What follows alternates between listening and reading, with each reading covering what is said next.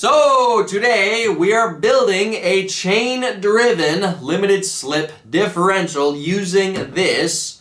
This is I believe it is called the clutch pad style limited slip diff off a Mazda RX-7. The reason I chose this one is because it was the cheapest one I could find on eBay. These things are kind of not cheap. Now, we will also be adding electric reverse with this giant flywheel and the starter motor. I have seen on YouTube people adding starter motors to their custom-made projects to add electric reverse. I think that's awesome, and I kind of want to try it for myself.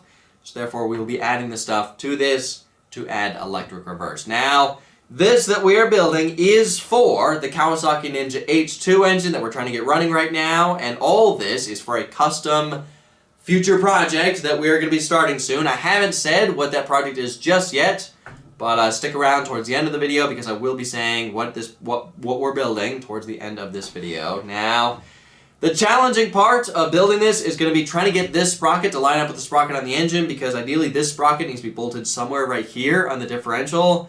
But to line up this sprocket with this sprocket on the engine, this sprocket kind of needs to be way over here. So we kind of need to figure out how we're doing this.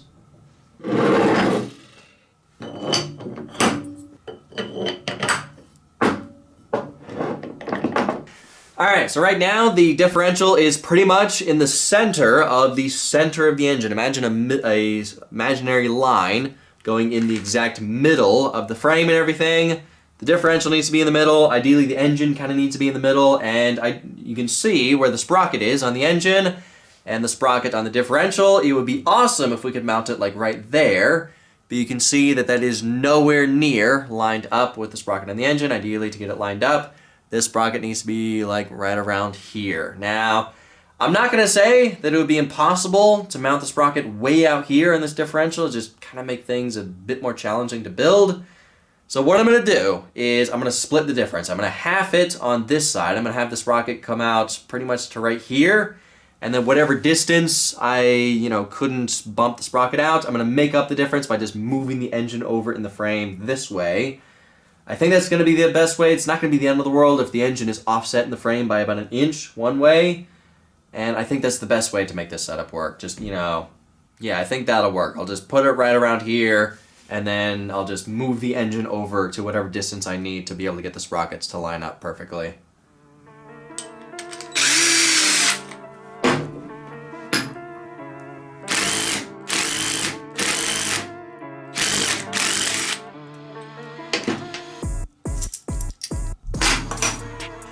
Alright, so we're going to be replacing these needle bearings with regular ball bearings. We just need to machine this to get these to fit on here.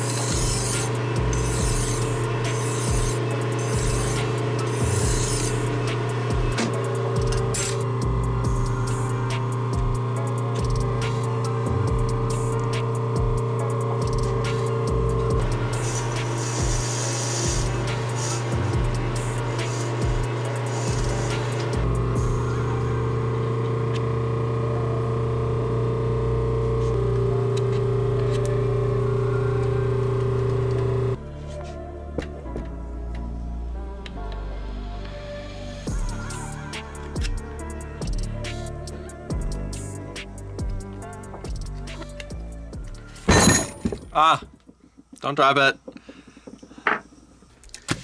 Alright, so I've been slowly figuring out how we are going to do this, how we are bolting the sprocket onto the differential, and how we are bolting the flywheel onto the differential, and most importantly, how we are offsetting the sprocket onto the differential. Now, basically we need 4 discs of aluminum. Ideally, to be able to offset the sprocket on the differential, it'd be awesome to use 1 piece of aluminum to offset it, but unfortunately I don't have a huge piece of aluminum that is that thick, so we're gonna have to use 3 separate pieces of aluminum and just bolt all of them together. So basically we need 4 discs of aluminum. We need 1 of them, this larger diameter, which is 10.85 inches. And then we need 3 of them, this slightly smaller diameter, which is 9.35 inches. And hopefully I have enough aluminum. I do have 2 of these pretty big, thick, round pieces of aluminum, plus I have 1 that's a little bit bigger than this. And hopefully we can cut out 4 pieces of aluminum, 4 discs of aluminum out of these 3 that I have. So, and I'd love to use my arc droid to cut these out, but unfortunately these are just too thick. The plasma cutter that I have can't cut through this thick of aluminum. The thickness is 0.64 inches thick. So yeah, it can barely cut 1/2 inch thick aluminum, and this is bigger than 1/2 inch. So I'm just gonna use my bandsaw to cut these out. All right, so the bigger piece is big enough, just big enough to be able to get 2 of the smaller pieces out of this one. Then we just need 1 smaller piece out of this, and I'll cut the big piece out of this one. Yeah, finding aluminum like this is kind of really rare at the scrapyard, and I want to say this is what, like $300 or $400 worth of aluminum. This morning I was looking up on eBay how much a piece of aluminum like this would cost. It was only 12 inches in diameter, and I think it was 5/8 thick. I think this is close to 5/8, and it was $110 for 12 inches in diameter. The smaller one is 16 inches in diameter, and this one is 19. So this is what, like $400 worth of aluminum right here? And I think I paid only, 15 or 20 bucks for this stuff at the scrapyard, which is awesome. All right, let's cut this out and don't mess up.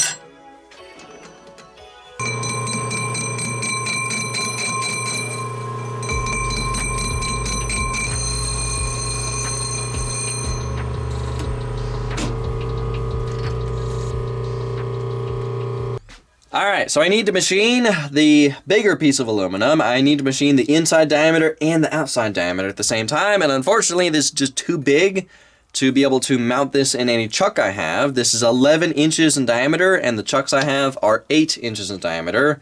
So this is just too big. Now, I have seen this done before, of people using something like this, and they use super glue to glue this onto here, and apparently that's strong enough to hold this in place while you can machine it. Now, I've never done this before, and I'm not really sure it's going to work, but this is the only way I can think of on how to be able to machine this thing in one step and be able to hold this in the lathe. Now, I quickly made this up this morning. This is just a random backing plate that I have that fits this lathe. I bolted this piece of aluminum to it and machined the piece of aluminum perfectly flat and true, and then put all these grooves in here, and apparently that helps with the super glue and everything. So yeah, let's hope this works, and hopefully this thing doesn't come flying off of here. And I have no idea how much super glue to use, so... Alright, now before it dries, put this on. Don't drop it. Come on, hurry up.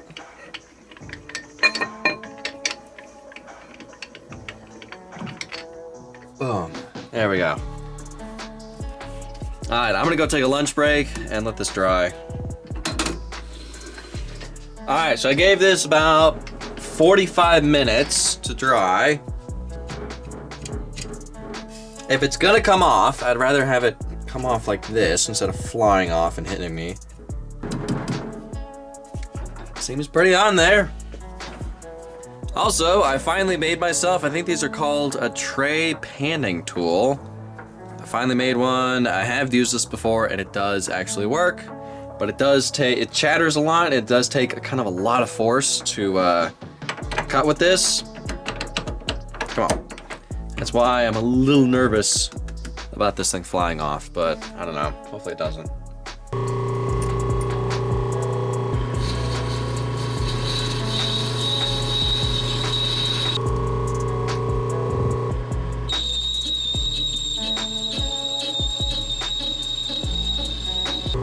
It's working. I just don't want to build up too much heat and mess up the super glue bond.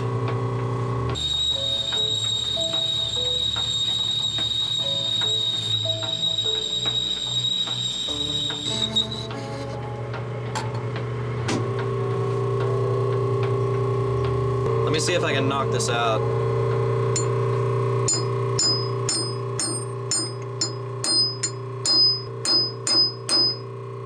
Okay, so it's not coming off, and I need to bore the middle more, so I'm gonna just make some extra clearances.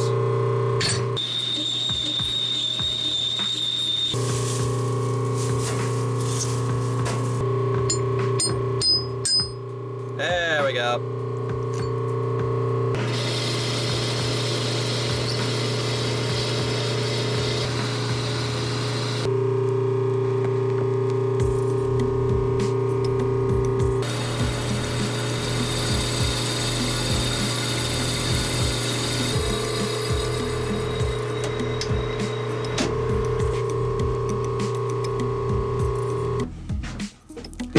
That actually worked really well. It's just now, how do I get this thing off? I've seen people use heat to burn the super glue off, so we'll see if this works.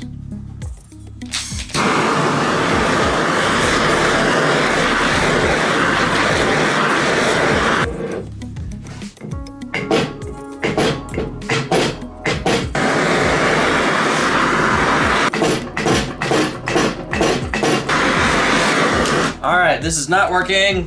I need more heat.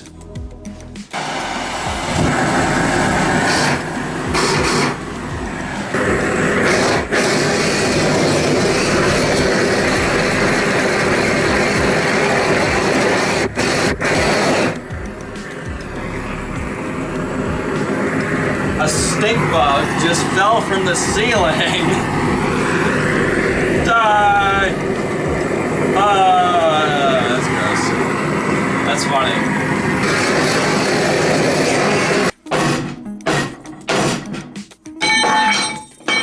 There we go. Let's see if I can get this off. Yeah, that definitely raises my confidence on super glue actually working, because that was not easy to come off.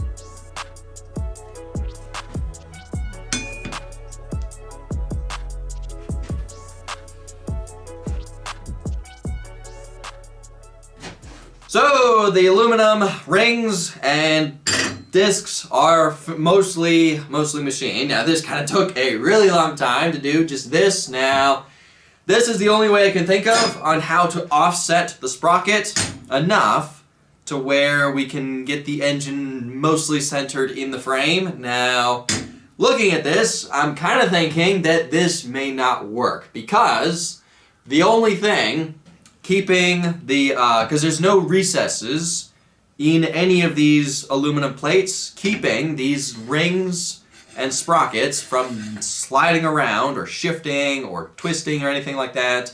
The only thing keeping them from doing that is the 8 bolts that are going to be bolting all this together and the friction between the plates. Now if this engine was like 120 horsepower, I would think that the bolts holding this together would be enough from keeping the stuff from moving around. But this thing is over 200 horsepower and I just do not want to build this. And then I rev the engine, slightly dump the clutch, and it just shifts or moves, and then the sprocket's offset, then this whole thing's ruined.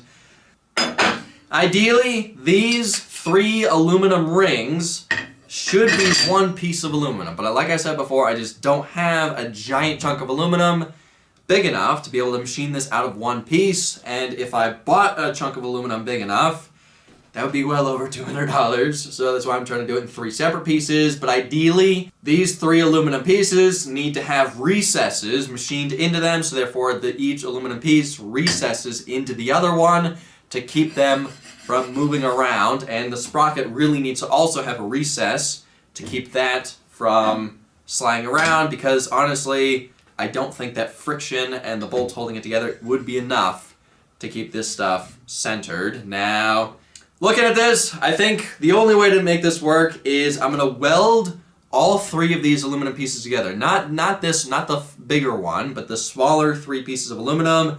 I'm going to pin those together and then weld them together. That'll sort of make it one piece where we don't have to machine recess. Because if we machine recesses, then that loses a little bit of height.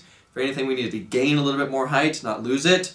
And I do have this other disc of aluminum, which is perfect size. What I'm going to do is I'm going to weld these 3 together and then machine a recess into the last one to where this piece of aluminum fits into the recess of these 3 pieces of aluminum.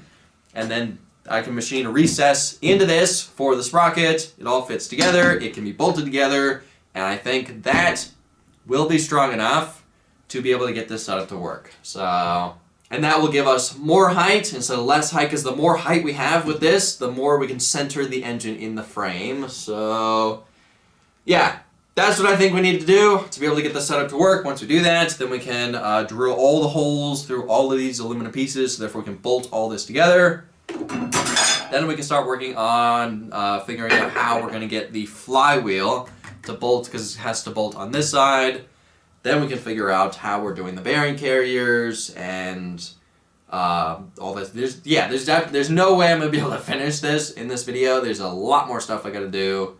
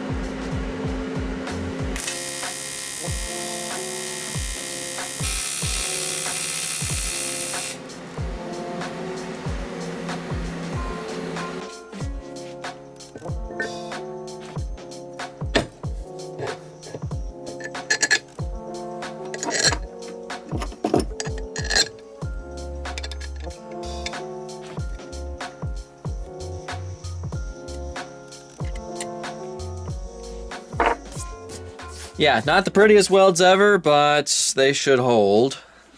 This thing kind of looks like a cake right now. Alright, now let's chuck this whole thing in the lathe, and then I can machine this surface and machine a recess into right here.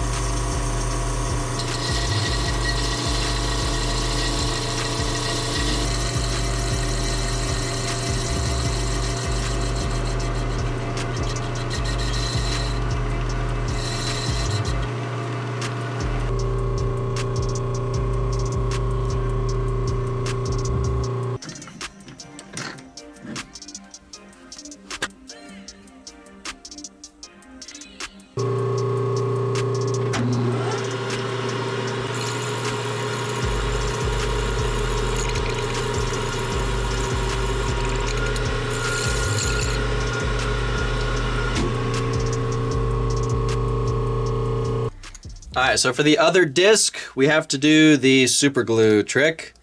It actually worked really great last time. I never know how much to use, so I think that's good.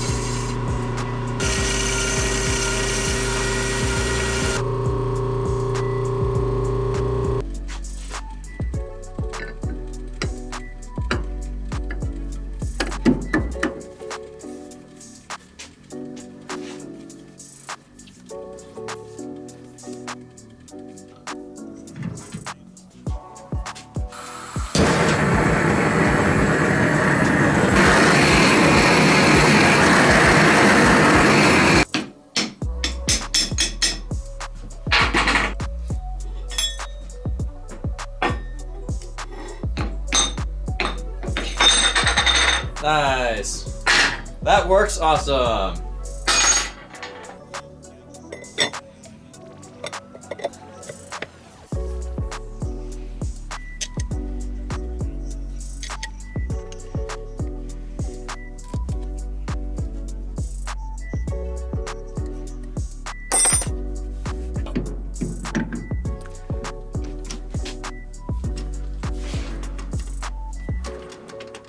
Alright, next thing we need to do is machine the recess for the sprocket. Then we can drill the holes through all 5 aluminum plates.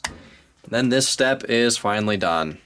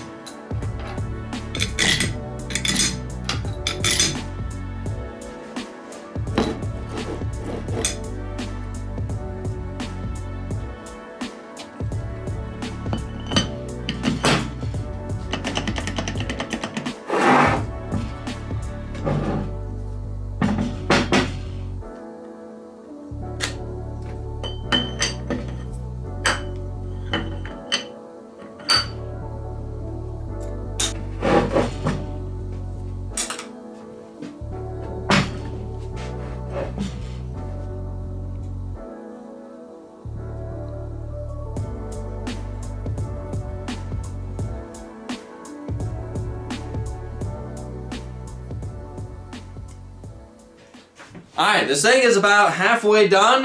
Now we still need to build the bearing carriers. We need to seal this thing off somehow, as well as we need to install the flywheel on here for electric reverse. Now, here is where I finally say what I am building. What is the Kawasaki Ninja H2 engine for?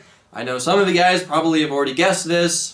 I am building a street legal cross cart. Now, I've kind of always wanted to build a cross cart, but I haven't done it yet simply because it's kind of just been done a million times. Basically, every YouTube channel has built a cross cart, and I've always told myself, if I was going to build a cross cart, I want to figure out a way to build it where it's super unique, or I want to figure out an engine that no one has ever used before. That is why I bought the Kawasaki Ninja H2. That thing is supercharged, it's got 200 plus horsepower, and I think it's going to be awesome in a cross cart, especially street legal. I'm going to try to make this thing street legal. I'll be honest, it's going to be a kind of a challenge to get it street legal, but I'm talking with a company that's going to help me out. Right now, the biggest challenge I need to figure out is how do I get a VIN number on the frame because I want to build the frame from scratch.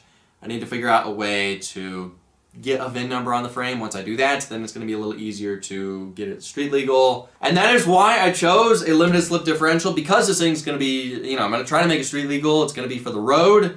I wanted a drive system that's going to best handle road as well as that much horsepower. I was originally thinking of just building a spool for this thing, which would honestly have been so much easier and a lot cheaper, but it's like if it doesn't have a differential, it's going to handle poorly in the corners. It's going to, be not that great in parking lots, but it's like it's not the end of the world. Or if I did an open diff, it's going to handle really well in the corners, but it's just going to be one wheel peel. And I didn't want that for this project. And I'll be honest, I'm kind of thinking about it. It's like I should have just built a spool for this thing, But again, for me, I wanted unique. I wanted, something. I want the best performance. So I chose a limited slip differential because it's the best of both worlds. You can do burnouts and really good burnouts and donuts, as well as it handles really well on the road and all that kind of stuff. But yeah. I'm excited for this project. I think a street legal cross cart with 200 plus horsepower is going to be insane. Now, next video of this project, we need to figure out how we're going to seal this thing off. Because it is a limited slip differential, it needs to be bathed in a certain type of oil. So we need to figure out how to seal it off to where it doesn't leak, as well as we can fill it up and drain it and all that kind of stuff. We need to finish the bearing. We need to build the bearing carriers for this. It's going to be a little challenging for this one because it's kind of recessed in there, but I think I can figure out how to build it, as well as we need to install the flywheel on here for electric reverse. So anyway, I guess that's it for this video. Thank y'all for watching. I'll see ya in the next video.